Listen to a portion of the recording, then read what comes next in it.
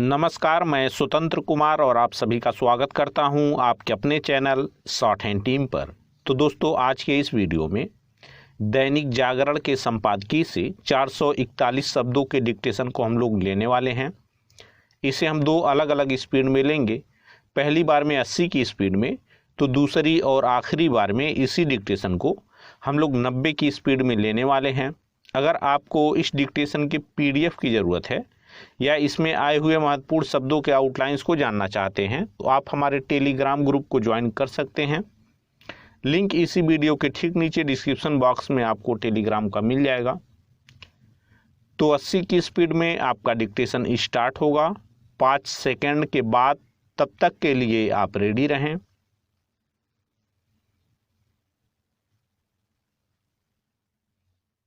Start.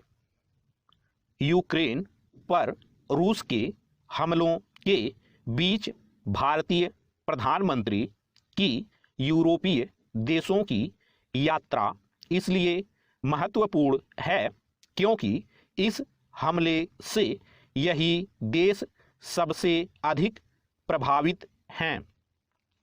इसकी भी अनदेखी नहीं की जा सकती कि ये देश यह चाहते हैं कि भारत रूस की उसी तरह निंदा करे जिस तरह उनकी ओर से की जा रही है।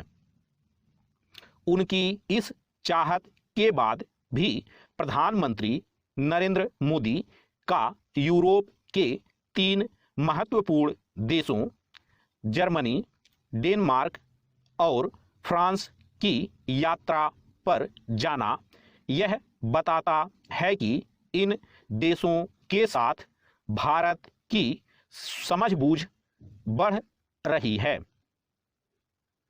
इसका पता इससे चलता है कि जहां बर्लिन में जर्मन चांसलर ने रूसी राष्ट्रपति से युद्ध रोकने को कहा, वहीं भारतीय प्रधानमंत्री ने भी यह कहने में संकोच नहीं किया कि इस युद्ध में किसी की भी जीत नहीं होगी।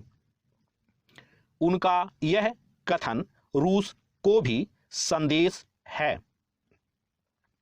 भारत इसके पहले भी कई बार यह कह चुका है कि ना तो यूक्रेन की संप्रभुता का उल्लंघन होना चाहिए और न ही संयुक्त राष्ट्र चार्टर की अनदेखी।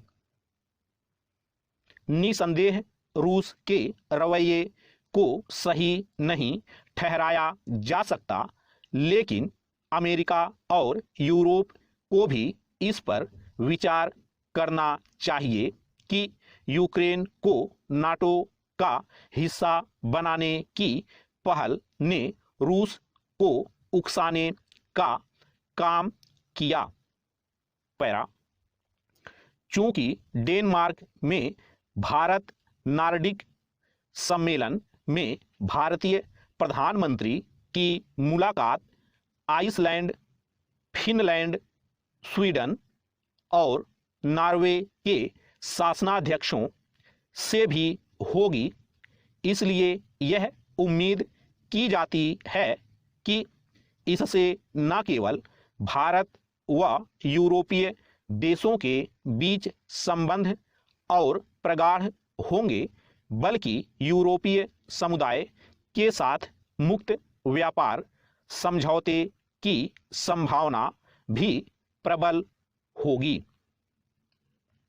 भारतीय प्रधानमंत्री की यूरोप यात्रा यह भी बताती है कि यूरोपीय देश इस नतीजे पर पहुंच रहे कि अपने पड़ोस में चीन के आक्रामक और अतिक्रमणकारी रवैये के चलते भारत चाहकर भी यूक्रेन संकट के मामले में उनकी जैसी भाव भंगिमा नहीं अपना सकता। यह अच्छा हुआ कि इन देशों को अपनी इस अपेक्षा की निरर्थकता का भी आभास हो गया कि भारत को अपनी ऊर्जा जरूरतों की पूर्ति रूस से नहीं करनी चाहिए। ऐसा इसीलिए हुआ क्योंकि भारत ने इस तथ्य को रेखांकित करने में देर नहीं की कि यूरोपीय देशों के मुकाबले भारत कहीं कम ऊर्जा सामग्री रूस से आयात कर रहा है। क्या यह विचित्र नहीं कि यूरोपीय देश भारत को जो उपदेश दे रहे हैं उस पर खुद ही अमल नहीं कर पा रहे। यदि उनकी कुछ व्यवस्था है तो ऐसी ही स्थिति भारत की भी है। यह अच्छा हुआ कि भारत ने यूरोपीय देशों के दोहरे मापदंड को बयान करने के साथ उन्हें यह भी याद दिलाया कि चीन के अतिक्रमणकारी रवैये को लेकर किस तरह उनके मुंह से उसके खिलाफ एक शब्द भी नहीं निकला था। स्टॉप।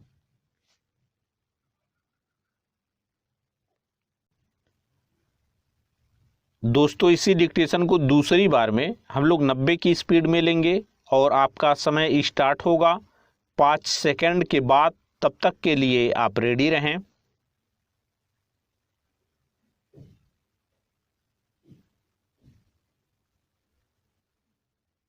स्टार्ट। यूक्रेन पर रूस के हमलों के बीच भारतीय प्रधानमंत्री की यूरोपीय देशों की यात्रा इसलिए महत्वपूर्ण है क्योंकि इस हमले से यही देश सबसे अधिक प्रभावित हैं। इसकी भी अनदेखी नहीं की जा सकती कि ये देश यह चाहते हैं कि भारत रूस की उसी तरह निंदा करे जिस तरह उनकी ओर से की जा रही है। उनकी इस चाहत के बाद भी प्रधानमंत्री नरेंद्र मोदी का यूरोप के 3 महत्वपूर्ण देशों जर्मनी, डेनमार्क और फ्रांस की यात्रा पर जाना यह बताता है कि इन देशों के साथ भारत की समझबूझ बढ़ रही है। इसका पता इससे चलता है कि जहां बर्लिन में जर्मन चांसलर ने रूसी राष्ट्रपति से युद्ध रोकने को कहा, वहीं भारतीय प्रधानमंत्री ने भी यह कहने में संकोच नहीं किया कि इस युद्ध में किसी की भी जीत नहीं होगी। उनका यह कथन रूस को भी संदेश है। भारत इसके पहले भी कई बार यह कह चुका है कि ना तो यूक्रेन की संप्रभुता का उल्लंघन होना चाहिए और ना ही संयुक्त राष्ट्र चार्टर की अनदेखी। निसंदेह रूस के रवैये को सही नहीं ठहराया जा सकता, लेकिन अमेरिका और यूरोप को भी इस पर विचार करना चाहिए कि यूक्रेन को नाटो का हिस्सा बनाने की पहल ने रूस को उकसाने का काम किया। पैरा। चूंकि डेनमार्क में भारत नार्डिक सम्मेलन में भारतीय प्रधानमंत्री की मुलाकात आइसलैंड, फिनलैंड, स्वीडन और नॉर्वे के शासनाध्यक्षों से भी होगी, इसलिए यह उम्मीद की जाती है कि इससे न केवल भारत व यूरोपीय देशों के बीच संबंध और प्रगाढ़ होंगे, बल्कि यूरोपीय समुदाय के साथ मुक्त व्यापार समझौते की संभावना भी प्रबल होगी।